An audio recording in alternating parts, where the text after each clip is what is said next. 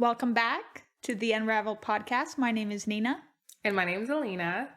Today, I kind of wanted to talk about what's going on in the market right now. Okay. I know that's a hot topic for a lot of people, and some people, they're too depressed, they don't want to talk about it, but I think it's interesting. So what are your thoughts on kind of, well, not the market, because that's too broad, but how it's affecting your business, how it's affecting first-time home buyers, how it's affecting millennials? What are your thoughts? So I think it's very obvious to everyone that the market has slowed down. We're coming out of a very, I don't know the word, maybe aggressive market post-COVID.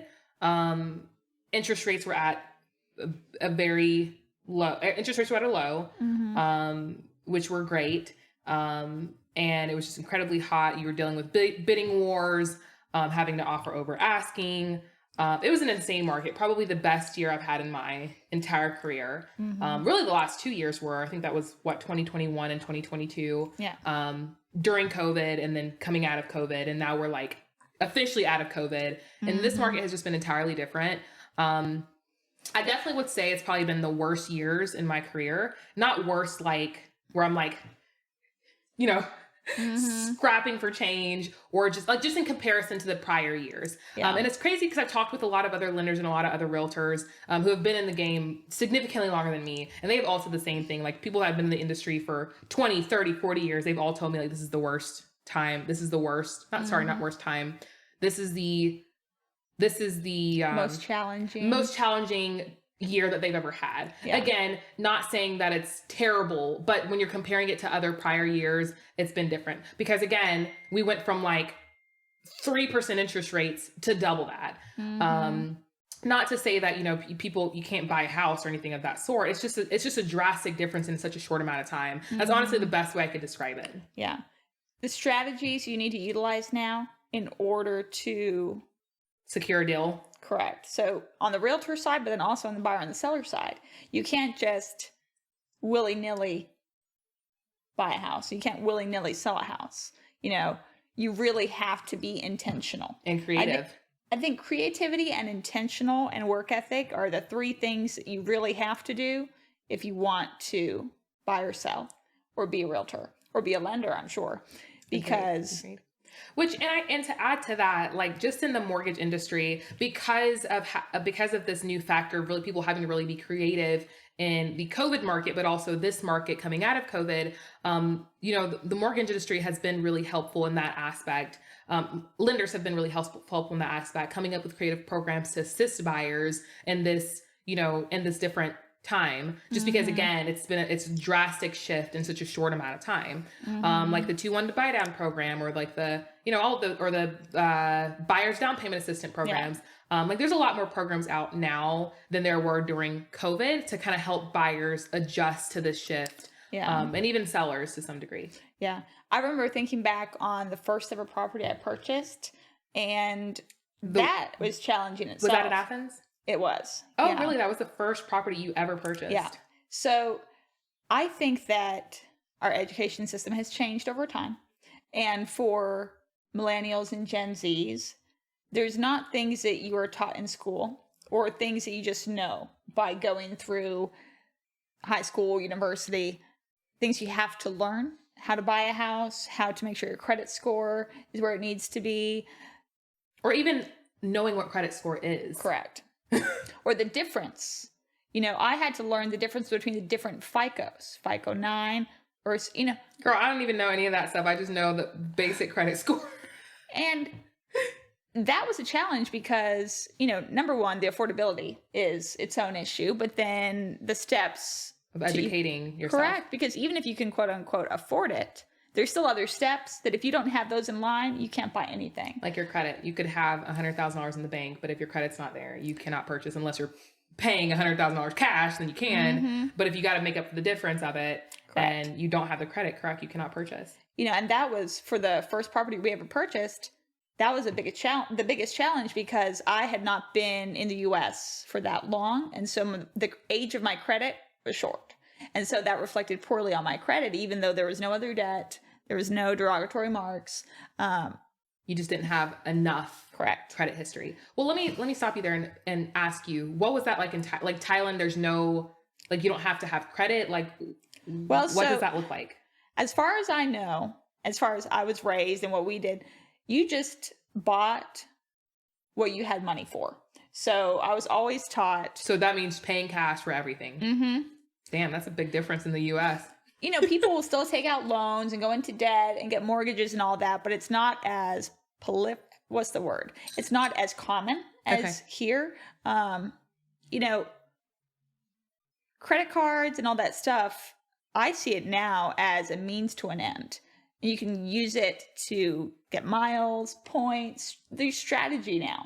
But I always thought, credit was bad. You know, you don't want to have credit cards. But then you actually can't qualify for anything. You don't have credit cards. The more credit cards you have, the better if you keep them all under 10%. Right. But I didn't know until you try to buy a house. You think, oh, well, I qualified. No, you don't qualify. So we had to work and work and work for years and just bought it cash instead of being able to. So you bought leverage. the first house. Well, I guess you didn't intentionally want to have to buy it in cash. No. But because of the lack of credit history, because you hadn't been in the U.S. for so long, that was your only option. Yeah. And so we had no other choice. Option A was to keep renting and giving away our money. Option B was to purchase. So we went with option B and purchase. But really, truly, it's better to be able to get a small mortgage and then you can use your money to make you more money rather than putting it into that property. Sure. But I was not able to get a loan at the time. But through that process, you learn so many things. And it makes me think that people need to learn this, you know? I agree. In school. Just simple things that can give you an edge, especially since prices are continuing to go up. Rates will go up, go down, you know, who knows? And not just prices going up for houses, but like in the grocery stores for gas, like the cost of living is going up. Mm-hmm. So I think all of that is very important to learn, and that the educational system teaches kids, but they're not going to. They would rather teach us the quadratic formula, but we won't talk about that. Math was not my strong suit. I still remember the quadratic formula to this day for whatever reason. Have I used it at all? Not a single time. But, you know, I remember it. I would have preferred to have learned how to write a check or write a professional email, all those things. But, you know, social media. Yeah. And thankfully we have social media in this day that teaches us to do those kind of things. But it stinks because you spend all these years going to school and you don't learn about those life skills like credit, writing a check, writing an email, how to conduct yourself in business, how to dress appropriately for business. Like just all of those things would have been so valuable to learn in school and probably would have saved me 5 years. Oh yeah. But tell me a little bit more about what that first home purchase looked like for you. Did you like have to renovate the home? Like what did it change the budget you were looking in? Like elaborate a little more on that. Yeah. So first and foremost, it definitely changed the budget. Because we were forced to buy it cash, we couldn't really purchase where we wanted to as far as the condition. So then we turned and looked, okay, what neighborhood is great? We kind of bought the worst property in the best neighborhood. So it increased our chance of appreciation. Absolutely. We bought it actually with a tenant in there. The tenant had another 8 months on the lease. And we were actually out of state when we purchased this one. So wait, you didn't even look at it? So you bought it sight unseen? Video tour. From who? I hired a realtor. I was not a realtor yet. Okay. I was like, I know you did not hire a realtor just because you were out of state. No. Well, so let me backtrack. I was not a realtor in Georgia. Okay. Yeah. So but you were in the middle of getting your license. So I was licensed in California. Okay. But I was not licensed in Georgia yet. Okay. And so I was going through the process to bring that over to Georgia. But the property came on the market. I didn't want to wait. I honestly found a realtor through Instagram. Love it. That's what people are doing nowadays. Yeah. Nothing wrong with that. They did a video tour and everything. We got an inspection. It had a lot of issues, I'll be honest with you. But when you have to weigh out pros and cons. Absolutely. You have to look at what the neighborhood is selling for, the potential, the location, the condition, the rent. Yeah. So by the time the property was vacant, we actually moved in and lived there for a while. It needed everything. I mean, it wasn't falling apart, but it was really ugly, you know? And so we put in probably, a lot of sweat equity, but, redid the kitchen. And you guys did this all yourself, majority of it yourself. Some of it we did ourselves. Some of it we had other people do. Siding replacement, different things like that we definitely didn't do ourselves. But at the end of the day, things that don't cost too high, it's not a crazy amount, but over the long haul, the value, it's basically you're taking your money, you're doing a renovation, you're putting that right back into your property. So we felt great about that. But it was really a learning situation, But also I'm sure like having to come into the real estate industry, because every state's different. Yeah. So whatever you know, or whatever you know in California is going to completely be different here. Mm-hmm. So I'm sure not only was this a learning curve for yourself, but also for your business coming into real estate in Georgia, understanding what the requirements are, and being able to educate your clients who might have been in a similar situation, like you. Mm-hmm. Yeah, definitely. And the second purchase we did after that was an investment property, and actually I learned even more with that one from the realtor side, because I learned different ways to handle things better based off of my experience. That situation, my realtor had called me and said, hey, this property's coming on the market. It's great. Let's move forward. What do you think? Come to find out, they were representing the seller also. And they recommended not getting an inspection. And in order for you to get the contract, you can't get an inspection. It was interesting. That alone sounded interesting. You can't get an inspection, but hey, we have multiple offers. Kind of putting that pressure. They wanted you to nix the due diligence period, basically. Correct. Yeah. That's risky in a transaction, but sometimes it's necessary. Mm-hmm. If you purchased in the last 2 years, I could understand, because that was a multiple offer type of year that people were doing that. Well, luckily, actually, it was right before the craziness took off. Okay. But then again, the margins were broad enough to where we were buying at such a great price, even if something was crazy wrong with the property. You can make that money back up. Yeah. So fair. But do I ever recommend a buyer to do that? No. At the end of the day, it's up to a buyer if they want to waive any contingencies, but preferably you always want to get an inspection so that you know. And so from the customer service side, the realtor side, in hindsight, I think I learned a lot with that one too. Sure. But luckily that one, able to get a mortgage. So you actually won the highest and best. Mm-hmm. But then technically, do I know if there was any other offers? No.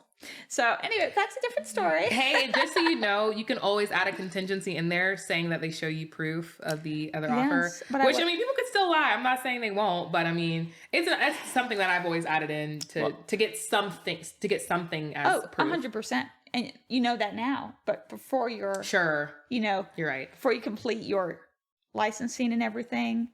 But also you're on the ground, hands-on experience. You're not going to know that. That's fair. Yeah. There's a lot of times where, because I work with a lot of sellers, we receive offers all the time with some contingencies and language in there that's so excellent that I actually have a document where I will copy them over, put the agent's name, because it's great to learn from people that have great language. Agreed. And they have experience and all of that stuff. And so I have a nice document with all these beautifully written contingencies and So, I love that. But at the time I didn't know. Luckily it's worked out. The property's great. It's a rental property. And what about you though? Tell me about your experience purchasing your first property, what you learned through it, how you had to make it work. If you could go back in time, what would you change? Sure. So me and my siblings have bought and flipped property before in the past as together. Mm-hmm. The first property I ever attempted to purchase by myself was probably in 2018. I was trying to buy it by myself. And an issue I was running into was, as a 1099 employee, I'm sorry, not as an employee, as a 1099 contractor, whatever you want to call it, you have to show 2 years tax returns. And then they take the average of those 2 years. So if you made $20,000 and they take let's say, sorry, let me back up. If you made $20,000 one year, $20,000 another year, $40,000 total. So take the average of it. Mm-hmm. I think they take the total. My bad. I think they take the total of it and they divide it over a 24-month period. Yeah. And that makes it look like you make nothing. Yeah. So that's the issue I was running into when I tried to purchase then, because I had so many deductions. The whole reason I the whole reason I did, an LLC under my 1099, under my 1099 or whatever you want to call it, was so I can take off more deductions. Yeah. But I didn't realize at the time that how that was going to affect me in the long run, as trying to purchase property, is that you had to show income. Yeah. So if I made $20,000 and I'm taking off $15,000 in expenses, not to say they're not legitimate, like it makes it look like I made zero money. So then that way I don't qualify for anything at that point. So my lender told me at the time that, you're obviously going to stay in this industry. Once you've been in the industry for at least 5 years, they can use that last tax return and spread it over a 12-month period, and you can qualify that way. Then that way you don't have to worry about them, using 2 tax returns, dividing it up and whatever. So okay, that makes the most sense. So in 2021, when the market was freaking crazy, during COVID, everybody offering over asking, I went through the pre-qualification process, and I did get pre-qualified for I think $700 or something like that. And I wanted my payments to be right around $3,500 or just in that ballpark, because that's what I could afford. And I was really struggling in that market because everyone was offering over asking, and I'm talking about $50,000 over asking, and people paying cash for the difference. And I was like, I cannot afford this. So I was like, although I tried to still purchase the house during that market, I couldn't afford to compete with these buyers who are paying, $50,000 cash over asking. So continue to look, didn't even find a house until that next year in 2023. And the market was significantly slower then. It was actually right at the brink where it was kind of transitioning. Yeah. At that time, my interest rate was about 6%, versus back then it was only about 3%, 3.5%, which is really good. So what you can purchase completely changed. Shrinks. Completely changed. Yeah. So at this time around, I could only qualify for $500. So we're talking about $200,000 less, but whatever. I didn't really care. It is what it is. But also my biggest thing was to get my payments to kind of where I needed to be. As a buyer, your only concern is your payments. What are your payments look like because you want to make sure you can afford whatever you're buying. Yeah. So at that time, I found a house. So wait, let me go back. So my budget was $500K. Because that was what my payments were at the $3,500 mark. But I just want to show, you can see the shift in the budget because of the interest rate change. Yeah. My interest rate doubled. Yeah. And my purchase price went down. Yeah. Anyways, I ended up finding the house of my dreams. Absolutely love it. Freaking perfect. And again, I've already been past that 5-year mark, so I could just use my last tax return. And I just made note to not take as many deductions during that year. Then that way I could qualify for what I wanted to. So did that. In the middle of being under contract, my lender called me 3 days before closing, and he was like, the underwriters changed it. You can only use, money from a personal account? Yeah, I think he said I could only use $9,000 or something from my business account, which I was like, because my problem is although my business, it's also a business account, it's still my personal, because that's just kind of where I put everything for my real estate stuff, because it's just me. And so I really didn't ever shift funds around anywhere. I just left it in there. Yeah. So that made a huge difference, because then I was like, where am I supposed to get this other 20 grand from? So I had to call my sister, and she was like, she, gave it to me, and then I just paid her back after closing for it or whatever. But I was 3 days before closing, finding that out that, I'm very thankful that, I had my sister and she was able to help me with that. But it was what in the world? Yeah. There's 2 things I noticed from what you just told me. So imagine if you knew this information ahead of time, or if you were possibly able to do the correct write-offs to where you reported the income to where you could qualify to purchase, you could have probably had the opportunity to buy a different house. Yeah, that too. But again, you don't know what you don't know. And that's Correct. part of what I hope this podcast gives to people is just a little bit of insight, or at least the idea to go do some research yourself, because you were blessed, or you worked hard, but you found a home that you love, your forever home. I don't know, but a home that you love. For a lot of people though, you may not find your forever home. Sure. And I mean, for me, certainly that first property was not. And that's okay. At the end of the day, you're building equity in something that is yours that you can use towards the next whatever, next investment, next property, whatever you want to use it towards. As long as you can get your foot in the door, that's the most important biggest thing. Agreed. And as easy as the process can be, the better. But sometimes things are out of your control. But that's like where educating yourself is so important. Hiring the right realtor. If you don't want to use a realtor. But also the lender as well. Correct. That plays a big factor. And the only reason I found out, a day or two before closing is because a normal closing takes 30 days. I was trying to close in 2.5 weeks. So that's what kind of limited the amount of notice I was given. But my lender did absolutely phenomenal. Yeah. Yeah.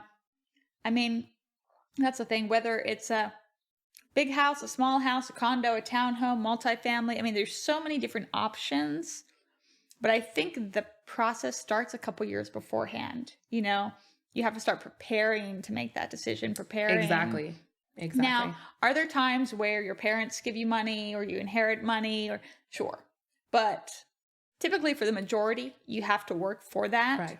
And so if you're not able to buy a house right now, don't lose hope because you can start making decisions today, intentional steps, totally position agree. yourself, And whether that's credit or having like your income track record, all of those things, because someone can still give you money, but unless they're, you're paying full cash for a house, like you said earlier, you still got to have the credit. You still got to be able to show the income, which that was something that I struggled with in the first time I tried to buy. I wasn't prepared for that and I didn't expect that. But again, then that's why I prepared over the next couple years to be able to purchase a house. Yeah.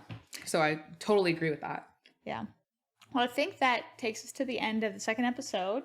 Thanks for joining us. Come back next week. Every Wednesday, we'll be releasing an episode. You can find it on anywhere that you listen to podcasts and also follow us on social media.